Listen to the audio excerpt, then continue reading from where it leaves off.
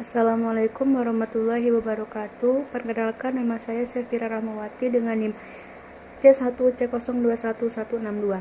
Di sini saya akan menjelaskan konsep dasar, tujuan, dan paradigma penelitian. Materi pertama yaitu konsep dasar penelitian.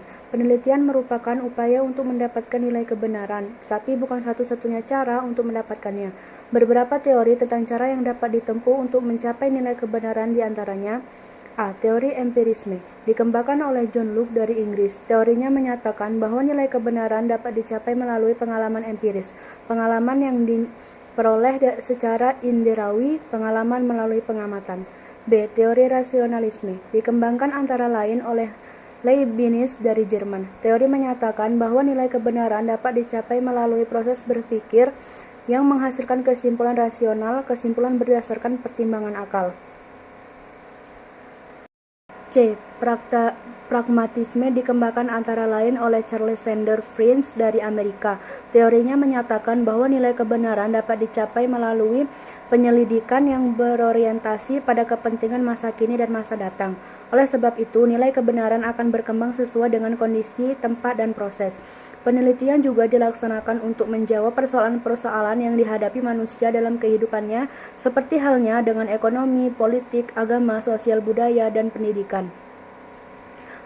Melakukan penelitian ilmiah adalah merupakan keterampilan yang menjadi seseorang calon sarjana memahami proses kerja ilmiah. Untuk mencapai keterampilan ini diperlukan proses transformasi pengetahuan tentang metode penelitian terhadap mahasiswa yang memiliki tugas penelitian ini. Dalam pembahasan berikut disampaikan bahwa penelitian dibedakan beberapa aspek, yaitu 1. Penelitian dasar atau penelitian murni. Penelitian dasar atau penelitian murni adalah pencarian terhadap sesuatu karena ada perhatian dan keingintahuan terhadap hasil suatu aktivitas. Penelitian dasar dikerjakan tanpa memikirkan pada pemanfaatan hasil penelitian tersebut untuk manusia masyarakat. Hasil dari penelitian dasar adalah pengetahuan umum dan pengertian-pengertian tentang alam serta hukum-hukumnya. 2. Penelitian terapan. Penelitian terapan adalah penyelidikan yang hati-hati, sistematik, dan terus-menerus terhadap suatu masalah dengan tujuan dapat dimanfaatkan untuk kepentingan manusia, baik secara individual maupun secara kelompok. Hasil penelitian tidak perlu sebagai suatu penemuan baru, tetapi merupakan aplikasi baru dari penelitian yang telah ada. Penelitian terapan memilih masalah yang ada hubungannya dengan keinginan masyarakat, serta untuk memperbaiki praktik-praktik yang ada. Penelitian terapan harus dengan segera mengumumkan hasil penelitiannya dalam waktu yang tepat, supaya penemuan tersebut tidak menjadi kadaluarsa. 3. Penelitian deskriptif. Klasifikasi yang pertama sering ditemui dalam bidang sosial, ekonomi, dan pendidikan ialah penelitian deskriptif. Pada penelitian deskriptif ini, para peneliti berusaha menggambarkan kegiatan penelitian yang dilakukan pada objek tertentu secara jelas dan sistematis.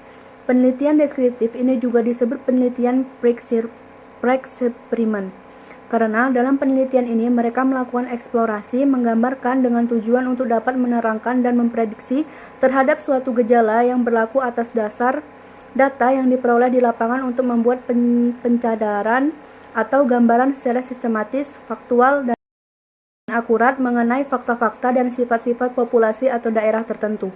4. Penelitian sejarah. Penelitian ini juga sepintas sama dengan penelitian deskriptif. Keduanya sama-sama menggunakan penggambaran secara komprehensif tentang objek atau subjek penelitian. B. Tujuan penelitian. Tujuan penelitian merupakan jawaban dari perumusan masalah. Jawaban dari apa yang akan diteliti apabila menggunakan pertanyaan penelitian atau hal-hal yang ingin dibuktikan dan atau diuji apabila pada penelitian itu menggunakan hipotesis.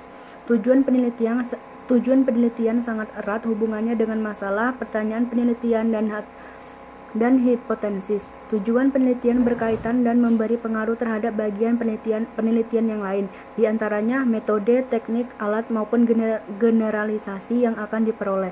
Oleh karena itu, ketajaman seseorang peneliti dalam merumuskan tujuan penelitian yang dilaksanakan merupakan hal yang sangat penting karena tujuan penelitian pada dasarnya merupakan titik balik yang akan dicapai dalam penelitian. Tujuan penelitian adalah memperoleh pengetahuan yang dapat menjawab pertanyaan atau memecahkan masalah, sehingga motivasi penelitian juga ditimbulkan oleh dua sisi terkait sama dengan tujuannya, yaitu penelitian merupakan refleksi dari keinginan proaktif manusia untuk meningkatkan pengetahuannya mengenai sesuatu. Pada sisi lain, penelitian juga didorong oleh keinginan reaktif manusia untuk memecahkan masalahnya dalam kehidupan sehari-hari. C. Paradigma penelitian. 1. Pengertian paradigma penelitian. Setelah memahami pengertian dari penelitian, maka didapat kesimpulan bahwa pengertian dari penelitian merupakan suatu proses atau riset untuk mencari atau memperoleh fakta atau prinsip dengan cara mengumpulkan dan menganalisis data, informasi yang dilaksanakan dengan jelas, teliti, sistematis, dan dapat dipertanggungjawabkan. Selain itu, paradigma penelitian juga dapat diartikan sebagai kerangka berpikir seseorang yang digunakan oleh peneliti dalam melihat atau memandang mengenai realita atau suatu fakta tentang permasalahan, dan juga teori atau ilmu pengetahuan yang bersangkutan. Secara umum, paradigma penelitian merupakan seperangkat konsep yang berhubungan satu sama lain secara logis dan membentuk sebuah kerangka pemikiran yang berfungsi untuk memahami, menafsirkan, dan menjelaskan kenyataan atau masalah yang dihadapi. Pemahaman konsep paradigma tersebut relevan untuk pengembangan penelitian dan ilmu pengetahuan. Selain itu, paradigma juga dapat diartikan sebagai pandangan dasar mengenai pokok bahasan ilmu yang mana paradigma ini mendefinisikan dan juga membantu menemukan sesuatu yang harus diteliti dan juga dikaji. Paradigma kemudian juga digunakan untuk mencari pertanyaan yang harus dimunculkan, cara merumuskan pertanyaan, dan aturan-aturan yang harus diikuti dalam menginterpretasikan jawaban. 2. Pentingnya paradigma penelitian. Setelah memahami pengertian dari paradigma penelitian tadi, tentu sudah memahami bagaimana paradigma penelitian ini penting dan bermanfaat untuk dilakukan.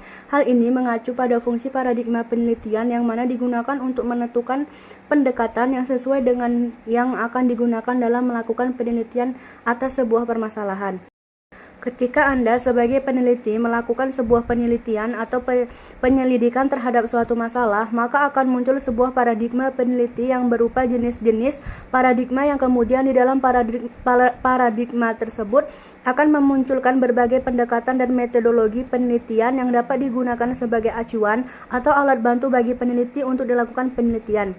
Dan adanya paradigma penelitian tersebut, maka akan memunculkan jenis pendekatan dan metodologi penelitian yang sesuai, dan kemudian digunakan sebagai acuan atau sebagai alat bagi para peneliti untuk melakukan penelitian.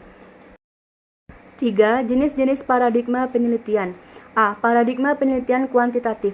Paradigma penelitian kuantitatif merupakan paradigma yang dilandasi dari filsafat positivisme yang tidak mengakui adanya unsur teologi dan metafisik. Jadi, paradigma ini meyakini bahwa ilmu pengetahuan merupakan satu-satunya pengetahuan yang valid, yang mana pengetahuan didapat dari pengalaman yang sudah dilalui.